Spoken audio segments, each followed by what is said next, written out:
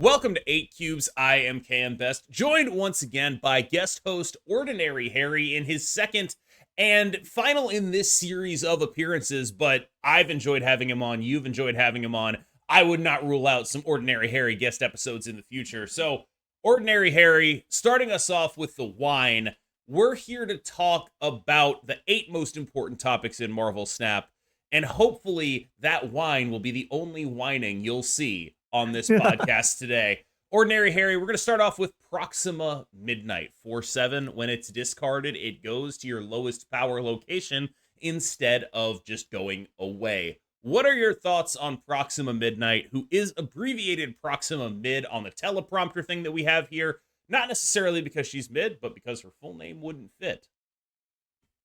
I think it's an interesting card with an interesting ability that seems kind of difficult to utilize well, because the best way to utilize Proxima Midnight, she's untargetable by most, targeted discards, besides Blade, I would say. Yeah. And she doesn't fit in the current decks that want to discard cards, because all those decks want to bring back the cards with Hela. So there's no place for her. Like, getting a free discard does nothing for you if you're going to bring it back anyway with Hela, right? And then she's strange. She seems on paper very powerful, but I can't predict how she's going to work out in the meta right now, because the meta right now is also very strange. And even though, again, in theory, she should have a place in it, if you think about it carefully and look at the decks and how they're working right now, she seems very difficult to fit into the current meta. There's one place that I am fairly certain she can go relatively easily, and that's like in a MODOK deck. But she has one major issue with being played with MODOK, where it's like, okay, she goes to your location that has the lowest power, right? And that means that she's going to your Dracula location a lot, which is exactly where you don't need her to go. And so it's like, when you're doing your Dracula MODOK thing, it's like, oh, I just added 7 power to a lane, I'm already winning, because that's what Dracula does. And so you end up in this weird spot where it's like, that is a very odd and probably purposeful choice for them to make in terms of like how she works. On the other hand, though, she fills the niche that Meek tried to fill, where discard decks usually don't have a way to get into locations that are not where you can't play cards in them. Yeah. And then Proxima Midnight can easily put a bunch of power there. Obviously, she can't compete with a card like Vision, which is also you can find it a lot in this meta right now. But it's something. So maybe, that's where I see her, being a thing too, in pure discard decks that don't want to run Hela. The other thing I've been thinking about is like, the mid-range discard deck with like Dakin and cards like that. I was thinking maybe you could add a Blade to that, and that deck plays enough cheap cards that just being able to, like, every so often you Blade into a Proxima Midnight and not actually run the risk of like all these absolutely heinous, multiple random discarder type things. Like, we can't play Corvus Glaive in that deck, because that deck needs to be a Shang-Chi deck in order to exist, and discarding your Shang-Chi is bad. But we can put Blade as the only targeted discard that does hit Proxima in there, and have that be in the deck. And also, okay, Blade works with Dakin, Blade works with X-23, Blade works with like a variety of those cards, is also a 1/3. You could talk me into that, is all I'm saying. Like, you could be like, all right, this is actually an upgrade for this deck.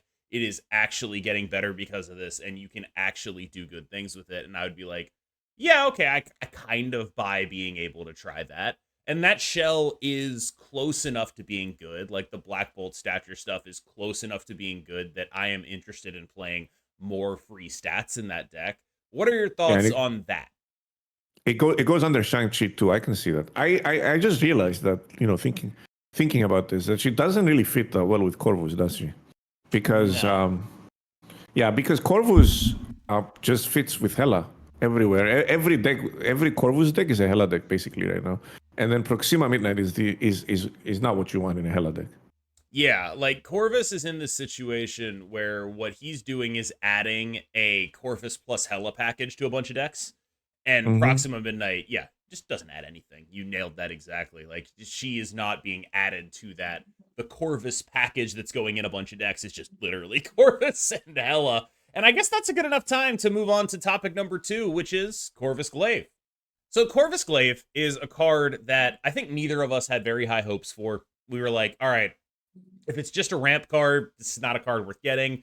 Maybe we'll try it in Thanos. And it's actually kind of crazy how much that has borne out, where it's like, all right, the ramp stuff, the Sandman stuff, it's not unplayable, but it's just not worth playing. And the Thanos stuff is, I think, by far his best deck, where you just like chuck him in Thanos where he can do the least damage, and you actually have a Hela in there, so you have some actual upside. Where it's like what you do is you effectively sacrifice some consistency in Thanos for even more power, which is the trade off Thanos is making anyway. As to whether or not it's better than the normal Thanos deck, I would suggest that it likely isn't, but it is roughly as strong, which is something, right? Like it's not making these decks worse, which is a reasonable thing to say about a card. As far as how it actually panned out, though, Corvus is, yeah, just okay. This is like a solid, reasonable, exciting, but not that great card, which is actually what a lot of recent cards have fallen into. We'll get to that later. Where are you on Corvus right now, Harry? Not a huge Corvus fan, but I kind of agree 100% with what you just said. He does what he does. He does it pretty well. They feel like high retreat decks usually, the Corvus Yeah. decks. I do like him in Thanos, but I actually think this is where I don't exactly 100% agree with you. I actually think the Corvus Glaive package is slightly worse than the standard Thanos package because in the standard Thanos package, not only are you putting out, significant threats and significant power all over the board with Cal Obsidian and all that stuff, but you're also, kind of disrupting what your opponent wants to do in the meantime. And I find that when I was playing the Corvus Thanos deck, it wasn't very optimized because I was playing at one for the missions, and I also had Black Swan in there. So I felt like I was playing more of a Hela deck than a Thanos deck when I was doing the Corvus Glaive. Like I was doing the Thanos deck sometimes, but the deck really popped off when I was doing the Hela thing, and doing the Hela thing didn't allow me a lot of room to use my tech, like my stones, my Shang-Chi correctly.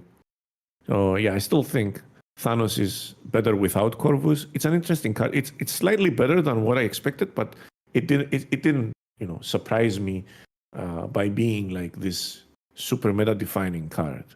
So, to be clear, I agree. Normal Thanos build, probably better.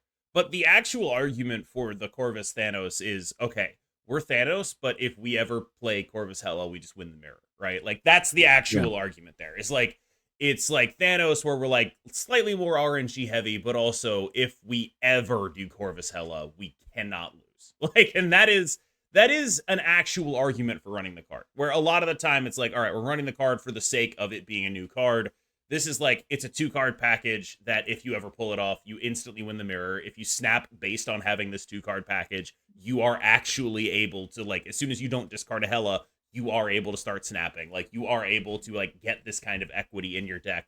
And I think that there is something to be said for that, which I like, to be clear, what I'm getting at here is my surprise, because I thought it would just be like, oh, this is like significantly and obviously worse. But it's not significantly and obviously worse. It's like there's an argument for it, which is way better than I thought Corvus would ever be in the deck. And I think my overall conclusion on Corvus Glaive is like, if they ever release anything that manages to make that card good, it instantly becomes one of the best cards in the game. Like, this card is either exactly what he is right now or insanely good, right? He's never, there's no middle ground with this guy, because if you ever get to a point where his downside is all upside, he is instantly one of the best cards in the game. If you can find a deck that turns his downside into upside and also uses his upside properly, he's unbelievable. The issue is that deck just kind of doesn't exist. The closest we have is the Thanos thing in terms of a deck that uses his upside properly and turns his downside into upside, because you have discard, which turns the downside into upside, kind of, but Mm-hmm. not well enough, doesn't use the upside well enough. And then you have a ramp deck, which again, kind of is doing that, but again, doesn't use the upside well enough. And so you end up in these situations where it's like, eventually, I can envision this card in a different world with different cards around him being amazing. But we don't live in that world yet. I can see that. I can see that. Yeah, he has a huge downside, but the upside is just game breaking. Yeah. If you manage to use it properly and take advantage of it properly. And I agree with you. Thanos seems to be the most consistent way to use this card. But I did like what it did the day it was released with those Hela decks with the Odin combo. That was really fun. That was fun. I will agree with you. That was fun. And the card is fun. It's good. You can't say it's a bad card. It's a good card. It's a good card. Like yeah, you can kind of grab it, and then if something happens and it becomes better in the future, it's gonna be broken. Yeah. It is one of those, right? But like, there's a lot of cards that sort of fall into that camp. So I don't want to sound like I'm being too aggressive with my estimation of this card, because like, a card that's like that is like, Grandmaster was described like that, right? And like, I will say I have higher hopes for Corvus than Grandmaster, but like it's not something that has actually panned out a lot across the history of Marvel Snap, right? Like, not a lot of times have people been like, oh, I'm going to get this card because of something that will happen in the future, and then that will make it good. That's actually like a pretty rare occurrence, and I wouldn't be counting on it when making those decisions. I think the only card that I can remember who fit that description was X-23. Here's another one for you. Darkhawk before Zabu came out. Oh. Yeah. Yeah. But that was a long time ago. Yeah, it's I don't very rare. It's very rare. Yeah. X-23 came out and people were disappointed in her. Like, she looked like a powerhouse when you looked at her. People were disappointed, but then cards kept coming out that were making that deck better and better. And then Nico finally came along, and that deck is now dominating. That deck was good when X-23 came out like a week later. And then what happened was that meta got basically entirely cut off by at the shins by Loki. Because like we were like in a metagame where like Destroy was turning into a good deck, and then Loki came out and everyone just stopped bothering for like 2 months.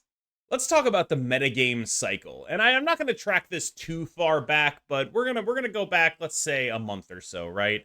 And what we're going to do is we're going to say, like, all right, Thanos has basically, like, consistently existed. We're not going to talk about that. We're going to talk about things that have actually been ebbing and flowing, right? And how you would describe the metagame writ large. So let's start with when Living Tribunal was a good deck, right? Living Tribunal was a very good deck for about a week when nobody was playing the card Enchantress. And then we all adapted. Everyone started playing Enchantress and everything. Everyone was playing Enchantress and Rogue. Thera became the best deck. It answered all the stuff everyone was doing. It had a Mobius for Loki. It had a favored matchup into pre-Cull Thanos. It was doing everything you wanted it to do. And then as a reaction to Sarah, people figured out, okay, well, the only thing that I can do to not get every card I play completely obliterated by every tech card in the game is play a deck that no tech cards work against. Now, in previous metas, this has been things like Silky Smooth, but in this meta, the answer was actually just Hela. We're just going to play Hela, and Sarah can't do anything about that. Now, we're in the midst of the Hela bit of that meta, but by the same token, Sarah's kind of dying off, and there's really not a lot of Enchantress in the meta, which means the conditions are right to bring back Living Tribunal to beat up on those Hela decks, and we're here potentially again. What surprises me is that all these decks died to a card that we talked about last week, Leech. And Leech is nowhere to be found. I maintain that Leech is absolutely terrible at doing its job. It only ever does the opposite of its job. It never actually stops this stuff from happening. It only ever prevents people from interacting with stuff like this. It's never doing the job it's supposed to do. He doesn't do his own job. He does some other card's job. Leech does. Here's the card whose job Leech does. Leech does Kyera's job in like half the Leech decks. he's doing Kyera's job instead of his own job. He's not doing his own job, and if Leech isn't doing his own job, nobody is doing his own job. I agree with you 100%. That's why I brought it up, because this is the meta where Leech would shine, and he's nowhere to be found. He's like the Avatar, right? When we needed him the most, he's gone.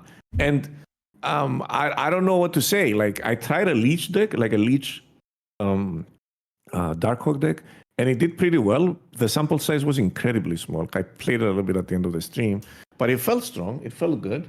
So I think it's time to, it's time for the meta to rotate again. I think Serra probably is going to come back as a response to this Living Tribunal thing that's going on everywhere, because Living Tribunal definitely beats the Hela deck, and I saw a lot less Hela today than I did even yesterday. And well, I didn't play yesterday, but a few days ago, everyone was playing Living Tribunal today. Everyone was playing Living Tribunal. And then as soon as I swapped to Leech, I was just beating player after player after player. And I tried a little bit of Serra. That one was working well too. But yeah, it feels good that the meta is rotating naturally like this, even without a patch. But at the same time, we still have the issue with Hela it just feels bad to play against that deck. It's one of those things where I was just like, when it first started really breaking out a couple weeks ago, it was like, okay, so nothing changed about this deck. That means the context for this deck changed, right? And that is true, but it doesn't necessarily mean that it's not a problem to be addressed. Where it's like, I think that Hela is a gameplay consideration where you're like, this should probably not be one of the 4 best decks in the game. Like the opposite of how I feel about Destroy, where it's like, Destroy is like, if Destroy is one of the 4 best decks in the game, I'm giving you a thumbs up. If Hela is one of the 4 best decks in the game, I'm giving you like a C. Like and I admit that's like some level of personal bias, and I hope you understand this is, my show and I get to do that. So I want to walk through that. Like, why do I think that? Because the answer with Destroy is, I think it's actually good to compare and contrast those, because you have Destroy, which is a deck that relies very heavily on doing a very specific thing on as early as turn 1, right? Like, you need to be doing your thing as early as turn 1 if you're not doing your thing as early as turn 1. So it's a deck that rolls downhill. With Hela, you skip turn 1, you skip turn 2, you play a Lady Sif, you play a Blade on 4, you play something else on 5. Oh, okay, I guess like a Dracula or whatever, and you just have, 30 points or whatever on the final turn of the game. And it's like, oh, okay, that didn't feel like I was doing anything, right? Like, with Destroy, you're doing this like slow rolling snowball. You're building up to something. You're playing a bunch of cards that are characters everyone loves. Like, again, this is a Deadpool and Wolverine deck, and we're coming up to a Deadpool and Wolverine movie. When you talk about Hela, it's like you're throwing a roster of B-listers and C-listers. Like, who knows who Giganto is? Raise your hand if you know who Giganto is and you knew who that was before Marvel Snap. I play that card. I still don't know who he is. Is he like a Hulk villain? I don't know who he is. Well, again, that's not like the entirety of the argument. It does kind of matter in terms of like things you should be focusing on, right? And fundamentally, though, you can interact with what Destroy is doing. You can lose priority and Killmonger a Deadpool. You can play Mobius to prevent their death from getting to be like a free card, right? You can play a Rogue or an Enchantress or a Shang-Chi on their null. There's a bunch of priority minigames where your job is like, okay, I want to lose priority so I can answer the things they do on the final turn of the game. There's a lot of stuff that happens in a matchup against Destroy. No stuff happens in a matchup against Hela. It's just, did they do it or not? That's the only thing that happens is, did they do it, and can I justify staying? And yeah, I do think that's a worse experience for the game. I'm sorry, I just do. Yep. Basically, when you're playing Destroy or playing against Destroy, you're playing Marvelous Snap. When you're playing against the Hela deck, you're playing Solitaire and Poker. That's it. That's what you're playing. You're playing Solitaire. You're just playing out by yourself and then gambling points. That's it. That's what's happening. You're not playing Marvelous Snap. And it doesn't feel good. And the funny part is, you're saying that when Hela is in the top 4, you're giving them a C. Well, right now, Hela is in the top 4.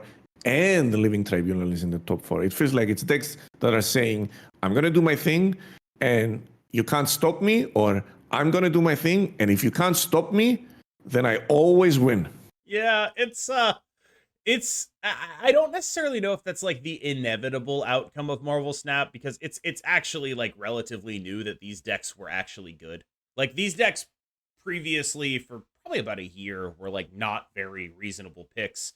But now that this sort of side of the metagame has been unlocked, I wouldn't be shocked if like this was a cycle we saw repeated just with different actors in the Hela and Living Tribunal roles, where it's just like one of them is the hardest to interact with combo deck, one of them is the combo deck that goes the tallest, and then there's the deck that interacts with them really hard, and then we just keep going back according to this. Is that just what's going to happen forever now? Have we? I feel like this has happened before. I don't remember exactly what the meta was, but I feel like the Living Tribunal deck is just lurking in the shadows. Every time a solitaire deck rises to the top, just Living Tribunal just comes back with vengeance and just goes over them. I think it was back in the Patriot meta, I think, that Living Tribunal came back with vengeance with and beat that. Where Patriot was just putting a bunch of ridiculous points on the board and didn't care what you were doing. Back when Absorbing Man was 5 power and a bunch of different things were happening. But I feel like Living Tribunal is always there, lurking in the shadows, and whenever this happens, it just comes back. I don't necessarily think it's a bad deck. I like the deck. It's also very counterable. It's easy to counter, right? Just one Enchantress makes sure that your Enchantress and location control, and you're done. You're set. You're good to go. When that deck is at the top, I think it's a good meta. But everything you've said, I agree with. Next up, let's talk about cards we want to get nerfed. I have a pick for this one, and I think no one is going to be surprised by the words that are coming out of my mouth right now. Can we hashtag delete the dog? We got to do something about Lockjaw, man. Like I my history with this card goes back so far. They did an event the first beta season, so wave season. They did like a leaderboard, and they interviewed the top 10 finishers, of which I was one. And they asked us, what cards do you think would need adjustments in the future? And of those top 10 finishers, I was the only person who had Lockjaw on there. And I distinctly remember people being like, Lockjaw? Really? You guys you seriously think it's going to be Lockjaw? But yes, even then, and that was unnerfed Lockjaw, I'll give him credit for that. It was very clear that this card would only ever be used to do something that is incredibly stupid, right? Like, when you actually think about what Lockjaw is doing, most of the time, what you're doing it with it in Thanos is converting one card, a 1/1, into something along the lines. 1 energy. A 1/1, yeah. Into 12 power. A lot of the time, like that's what it's doing when it's good. It's only ever doing stuff like that, except when it's good in Hela and it's taking a deck that is not overwhelmingly consistent and making it incredibly consistent. So Lockjaw is broken 2 different ways. First, it's broken on numbers, right? The numbers that come out of it are fundamentally extremely large, right? But second, it's broken because it's effectively card draw. And Marvel Snap is a very limited game in terms of card draw. So you have one deck, Hela, that is using it as card draw engine, so it can make sure it actually does its combo. And you have another deck, Thanos, that is using it purely to cheat energy and just get large numbers out there. And so it's, I think, abundantly clear that this is a problem. I don't know what I would do with it. You could like make it cost 5. I don't know what to do. Like, we have an OTA coming up, right? It's not an actual patch. So unless they like patch in text that's like you can't get 6 drops or something, like every solution I have is just like absolutely hacky. I have no good solutions. Just like make it more expensive or make it unable to get 6 drops, and they both suck. The only reasonable nerf is make it like cost 4, like 1 turn later, because there's a lot of things you want to be doing on 4. Yeah. That crash with playing your Lockjaw out. But yeah, your nerf suggestion makes a lot of sense. It's very relevant in the current meta. There's a lot of Lockjaw. It's been relevant for the longest time. But the card that I hate is a card that I have unreasonable hate for. Everyone that watches the stream knows this. I despise this card. It actually made me hate the game when it was at the peak of its popularity, and it is Loki.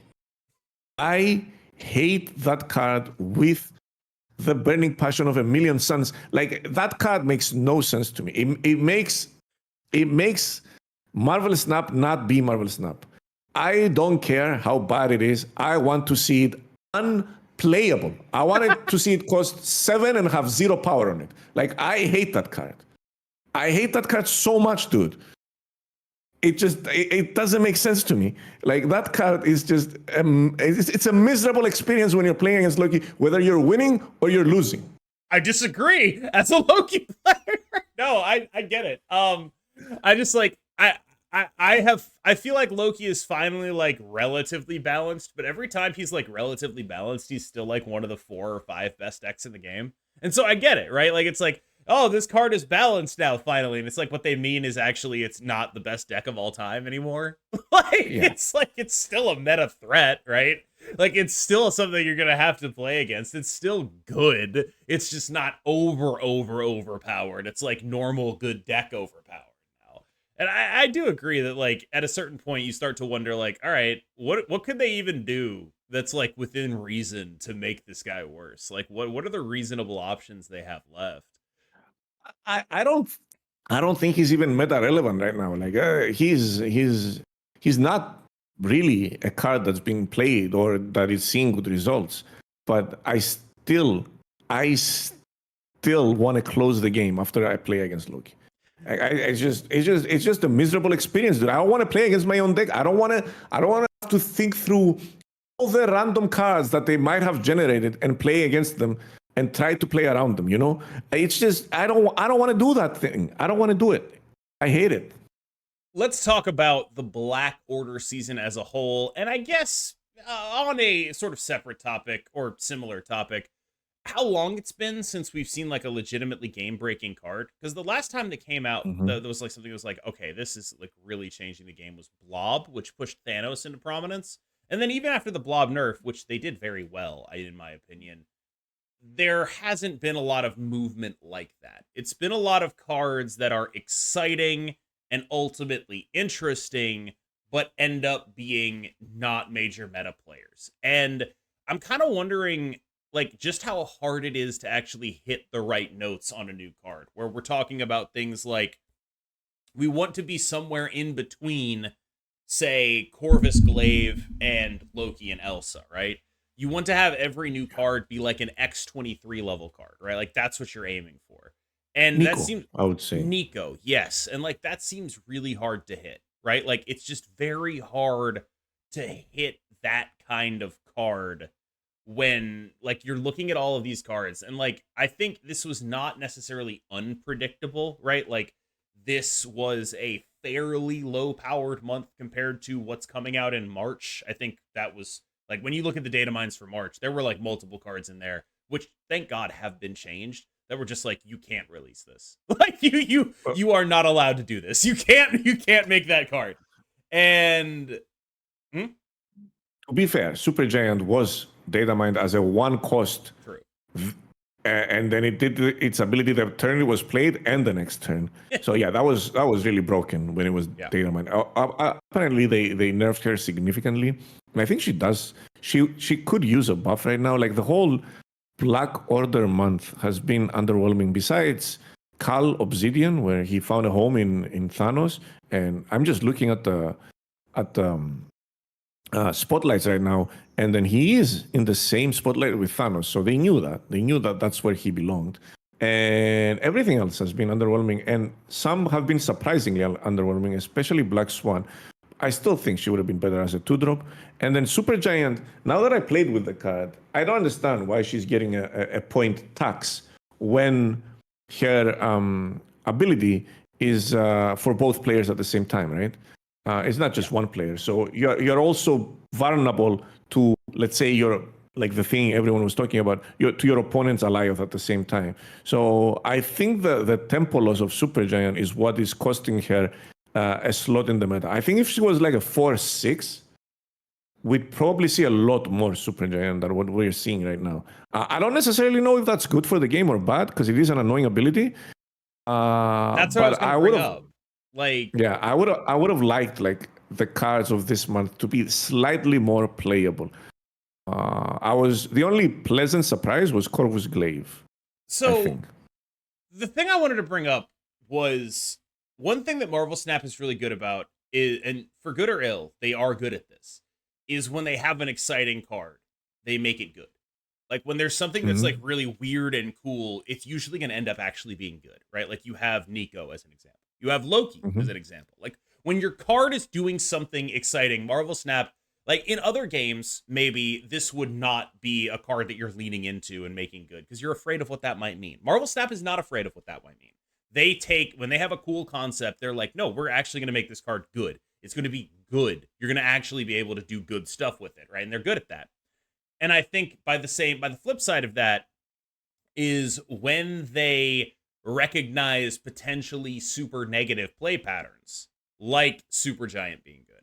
They're like, we can't actually have that be good. Like, what would Supergiant being good actually do? It would end games on turn 4, right? That's what it would do. It would be like, oh, it's turn 4, I'm dead. Cool. Like, I don't have priority. Guess I'll die. Like, that is not a fun thing to have, right? Like, that's not enjoyable. It's not the kind of gameplay they want to promote. And so it's like, yes, they could make a card like Supergiant and make it meta relevant very easily. Is that what they want to do? I think is a different question. And then that sort of calls into question, like, if that's your ethos as a card game, why would you make cards that do what Supergiant does in the first place? Like, if your whole thing is like, we're going to make the good cards, the fun cards good to play, what's the point of making a card like Supergiant that it's like, as soon as this becomes good, and Alioth is a great example of this, like, if this card becomes good, everyone hates you and everyone hates it. And it's like, why would you do that? You're so good at the flip side. Maybe, like, I really do wonder about that, because it's like, are we sure that this is the kind of effect that needed to exist? Because it actually feels like the reverse of in another game. In another game, Supergiant Alioth is like the meta deck, and Loki is an unplayable card, right? Because they have different ethoses with regards to how they balance these like super fun, wacky cards, right? But in this game, you can't ever make Supergiant Alioth the meta deck, or everyone will quit and hate you. And it's like, wait a minute, that's so. Do you think that perhaps the devs in this game are more in tune with like for fun gameplay than in other games? I think this game does indeed focus on fun more than other games, but at the same time, like there's been a lot of unfun decks released. Like Ani, for example, that deck is unfun, and it was pushed to an extreme amount during that. And then, yeah, it's definitely that's their focus. People to play casually and people to have fun, which is one of the reasons that I've said many times. I don't think the Hela deck is going anywhere at any point. I think the Hela deck is here to stay, and we just better get used to it and learn how to play against it, because it is fundamentally a fun deck to play for the majority of the player base. Much like Destroy, right? Destroying things is fun. Discarding things and bringing them back to life is fun, and those are also two of the original and fundamental keywords of the game, like destroy and discard. Those are the three keywords that you get to learn at the beginning when you pick up the game, and those are the three keywords that you're most attached with, and you want all those three keywords to be good and playable, and they're doing a good job with that. But as far as this month and the cards and the power level, I don't think Supergiant is like a deck that would be like super toxic to play against, because the Alioth thing was let's be real, it was copium, right? The amount of things that need to go right so you can double Alioth someone are ridiculous. There's like way too many things that need to align so you can double Alioth someone with Supergiant. Not to mention that they can just Alioth you back, right? Because your card is face down. I don't think Supergiant's strong deck would have been an Alioth deck, but more of a deck that puts a lot of power on the board, but at the same time disrupts those crucial turn 5 plays from other decks. That's kind of like it plays kind of like a control deck, a control and disrupt deck, more than an oppressive. I'm not going to let you play anything on the board and Alioth you and take you out of the game, double Alioth you and take you out of the game. So I still think maybe she deserves a little bit of love. So we get to see her, and she can be a nice contender for a meta deck if she had just a little bit more power. I'm talking about 1 power here. I don't think I'm being extreme or asking for too much. I actually wanted to revisit something with Black Swan. You said you thought 2-3 was better than 3-5, but I have a question. What if she was like a 2-4? So she was still bad with Bast, but she was just like a 2-4, right? Oh, that's insane. It's better, right? Okay. I was just kind of wondering because, like, I was wondering how much of the issue came from costing 3 and how much of the issue came from being bad with Bast. We talked about this last time. I just think this is just me. Yeah. I know. I think costing 3 is the biggest issue for me. Okay. I was trying to figure that out because, like, was it the Bast stuff or was it the 3 cost? And I was like, okay, that makes sense. A lot of people agreed with you. Like, my whole comment section kind of revolted, and they were like, "No, Harry's right about this." I was like, "Damn, you're all wrong." Yeah, that's crazy. I love that. I do that too. I'm like, you're all wrong. But if I didn't get to see the card being played as a 2-3, I don't know if you were. I don't know what time the reset happens to you for you, but I think it's a good time for you, right? You're probably up. And yeah. So I got to watch people play with it for a couple of hours as a 2-3, and it was so good. It was so good. The card was genuinely a good card. Now it's just bit too bad. Are you sure it was actually good and it wasn't just like, behold, I'm beating up on other bad Black Swan decks with my Black Swan deck in the first 2 hours of release? That's a fair point. That's a very fair point. But I thought it was good. It felt it felt good. Like it felt like it had flow. It felt like you could weave it in various turns and then take advantage of it. On a different. Now it just feels awkward. It just feels when I play my 3-cost card, I have extra energy anyway, and I would like to play a 1-cost along with it, but I don't have any other 1-cost, so I want to play that turn. It just feels awkward. They should make it a 2-5. That's what I'm hearing. They should make Black Swan 2-5 is too strong. No, just a 2-5. They should just make it a 2-5. That seems like the right thing to do to me. They should make it a 2-5. Hear me, second dinner. No, 2-5. 2-5. We're not settling for less. 2-5. Black Swan. I mean, if we're going there, make it a 1-5. So you I don't know. Oh, you can copy it and play it for free. Yeah. You Nico copier. Yeah. Let's talk about scissors players. And of course, what I mean by scissors players are players who only really play one deck and then get mad at the things that beat their one deck. And I think, I do my best to not be one of these, right? Where it's just like, okay, well, I'm just mad because I'm losing to this thing. I try to be, slightly more objective in terms of analysis of game patterns, right? Like, it's not that I'm mad that I'm losing to Hela. I lose to Hela, but like, I've sort of figured out how to beat it, right? Like, or at least how to approach those matchups. That's fine. It's just, I think fundamentally, that's probably not an experience you want to put your entire player base through, right? Like, the experience of losing to Hela until they figure out how to play against it is not particularly fun and compelling. And while I am admittedly more of a Serra type gamer on the spectrum from Serra to Hela, I totally understand why people hate Serra. I get it, right? Like, I totally understand. But basically, this section is here to encourage you, the viewer, not to be a scissors gamer, right? Please don't sit here and get mad at the stuff that beats your deck and all of that, because I think one thing that has happened is that people have noticed that when you talk about a deck, if you just say honestly, like, I'm mad because I'm losing to it, people will be like, they'll dismiss your complaint. But if you couch it in like game design terms, then maybe they won't. And so I think, first of all, I think people should be more honest about this, because I will say I've been making an effort to, when I'm losing to a deck, be like, I'm mad because I'm losing to the deck. I'm not mad because the deck is unfun or like bullshit or unfair or any of that. I'm mad because I'm losing. I am mad because I'm losing. And I just wanted to encourage that in as many people as possible, because it's honestly, I found it surprisingly hard to do, where it's like, just like, be honest with myself and be like, I'm not mad because this is unfair. I'm mad because I'm not beating it. And I am trying to be better about that. And I just wanted to broadcast that to the world. My interpretation of scissors is not just people that are one-trick pony and only play one deck and then complain when it loses to its counter. It's also people that refuse to adjust to the meta, right?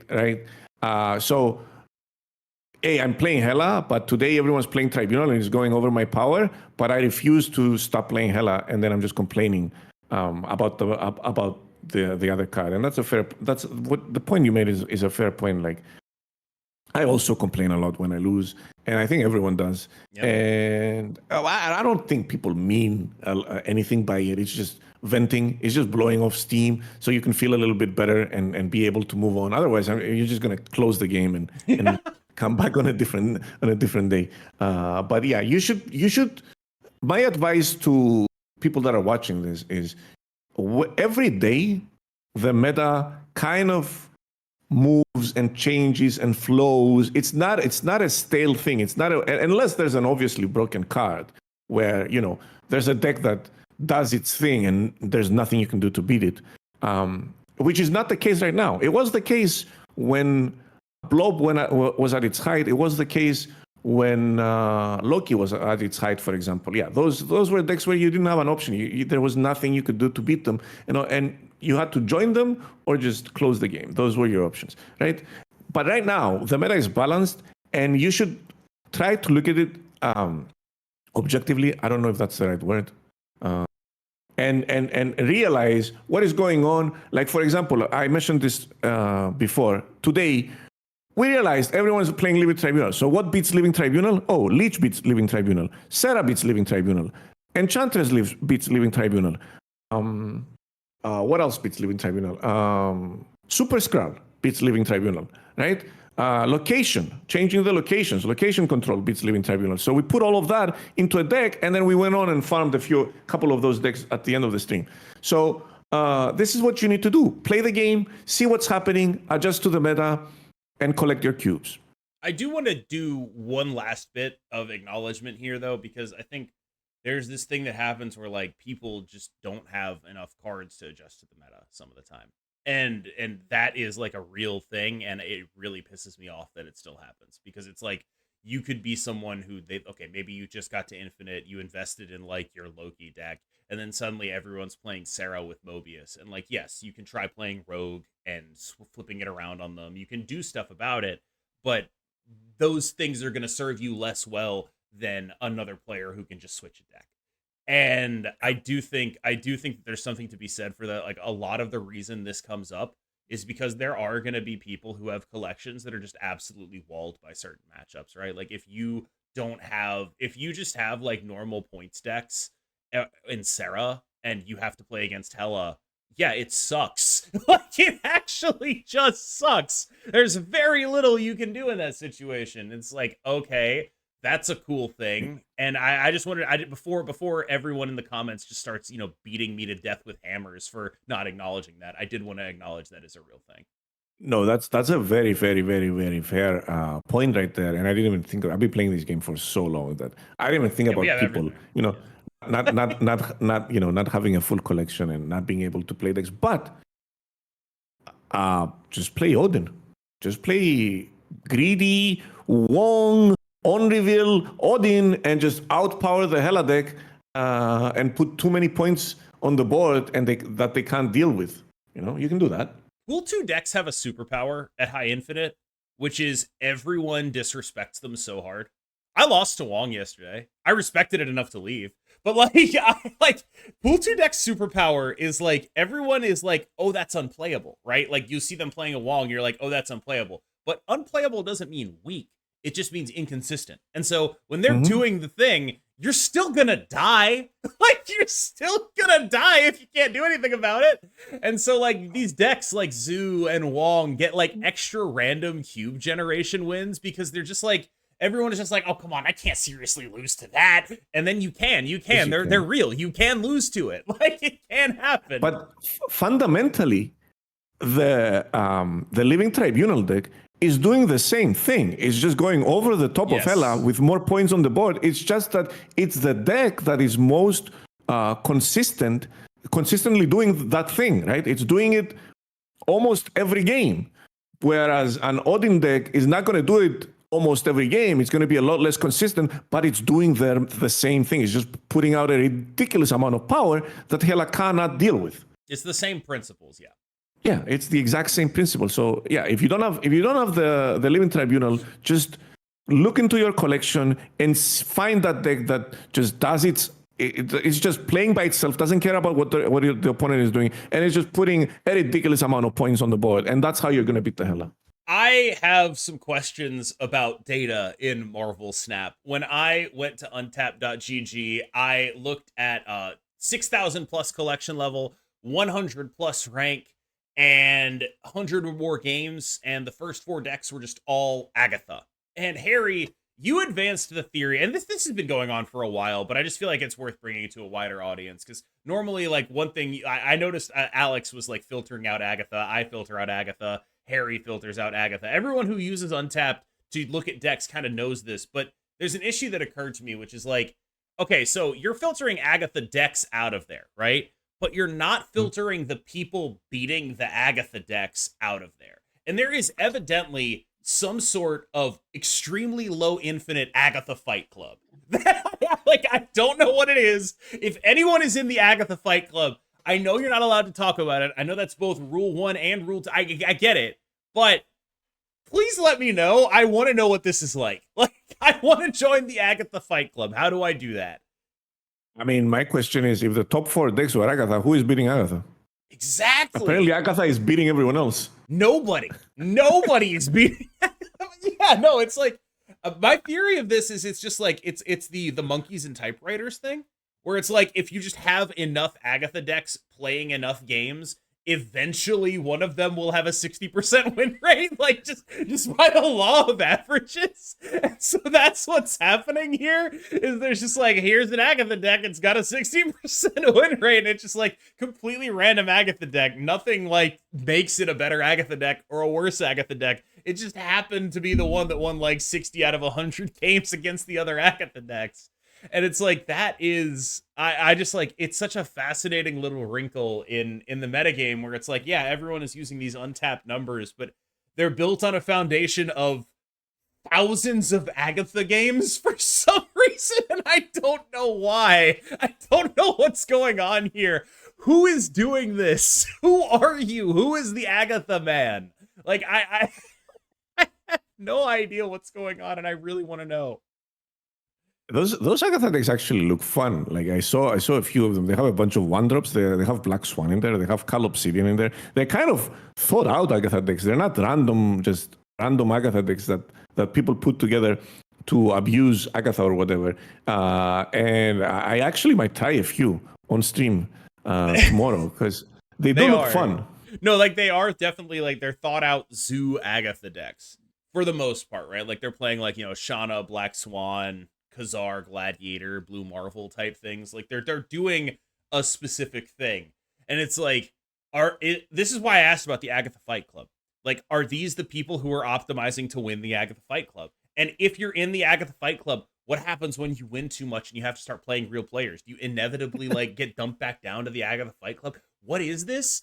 How do I have an application? I want to apply to join the Agatha Fight Club. I will start a new account for this. I want to know what this is. I want to know how to get there. If anyone knows, please reach out in the comments. I want to get into the Agatha Fight Club too. I promise. I won't tell anyone. Yeah, we're definitely not broadcasting it to a decent amount of people right now. That's definitely not happening. No one knows about this secret application. Finally, I wanted to wrap up by shouting out the Johnson Cup. I've been doing English commentary for the 2 days of the Johnson Cup America's bracket. And for those who are unaware, the Johnson Cup is a 3 versus 3 team tournament where all deck switching is illegal, and the only rule is you have to win 3 games before your opponents win 3 games, teams of 3. Of course, after you lose, you are eliminated, but as long as you have a bunch of 3 really good players on there, you can pretty much do whatever you want. I've been doing English commentary on it. It honestly feels like just watching the games has leveled up my brain. Like, I watched a bunch of these games. I did some commentary, and we had like 10 minutes to kill. So I just started playing ladder, and I was seeing the Matrix. Like, these are really good players making really good plays, and watching them really did feel like I was getting better at the game just by doing it. And that is something that I value pretty highly. I want to ask you, what kind of decks were they playing? Because I watched the EU bracket, let's say Loki.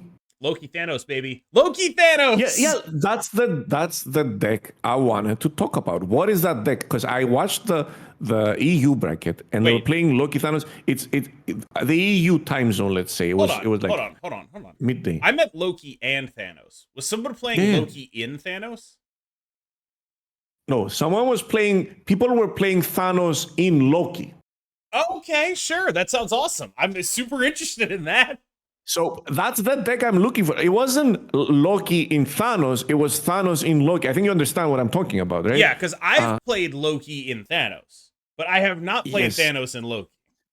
No, I tried looking for that deck in Untapped. I couldn't find it anywhere. So I don't even know where the deck lists are. And it was actually, at that time, the number one player on the ladder. Crazy, I think their name is. Yeah. Leaderboards. Let me find it. I'm familiar with that player, yes.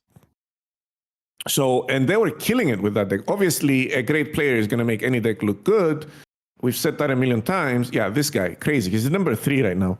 But I want to find that deck, and I don't know where to find it. Do you have deck lists? Like, can you search deck lists? Does Johnson have the deck list somewhere? They're all closed right now. Like, deck lists are closed. Even if you're on the broadcast, they're still closed because you're allowed to change decks whenever you want. So all decks are closed basically forever because they don't want, like, you know, tech being given away, basically. Yeah, so it was a Loki deck that had all the standard Loki cards in there, and there was a Thanos squeezed in there. So you always had a full hand, no matter what you were doing. And then they were killing it with that deck. It wasn't just them playing it. It wasn't just crazy playing it. It was the whole team, and the opponents were playing it. And I like distinctly, I remember a matchup where they were playing against the Thanos Corvus deck with Hela, and they would just consistently steal Corvus and Hela and beat on them with their own combo. It was super fun. But yeah, I want to find that deck. I want to try it out. It's very interesting, and it's not something I've seen before. Like a Loki Thanos deck, not a Thanos Loki. I need to make this distinction. It's not a Thanos deck with Loki slot into it. It's a Loki deck with Thanos slot into it, and I want to find it. So if you know the deck, post it below, and I'll check the comments and try it out. That's gonna be that's actually gonna be it from us for today. Thank you so much to guest host Ordinary Harry, who was a smash hit with the community. People loved you, seriously. Like they were big fans. Oh, thank you. Yeah, like they were like, I love Ordinary Harry. You should bring him back. So I hope they're gonna be happy with this one. Granted, I already planned on bringing him back regardless. If you guys had all been like, I hate an Ordinary Harry and never bring him back, I still would have done it. So like, you can't make me do anything about it. But I'm glad that you loved him. That actually. Obviously that works out much better for me if you're like, oh, Ordinary Harry's the coolest guy ever. So which he is. So Ordinary Harry, do you have any final messages, any parting words before you morph back into Lambie series next week? Well, thank you so much for having me. It's been a blast. I think I didn't match the energy of the previous episode, this one, but nonetheless, I had a great time being here. I love talking to you about Marvel Snap. I think you are one of the greatest minds of Marvel Snap, and bouncing ideas of you, listening to you, hearing you talk about the game is always fascinating. And I wish you all the best with your podcast because it's amazing, and keep doing what you're doing, man. You're awesome.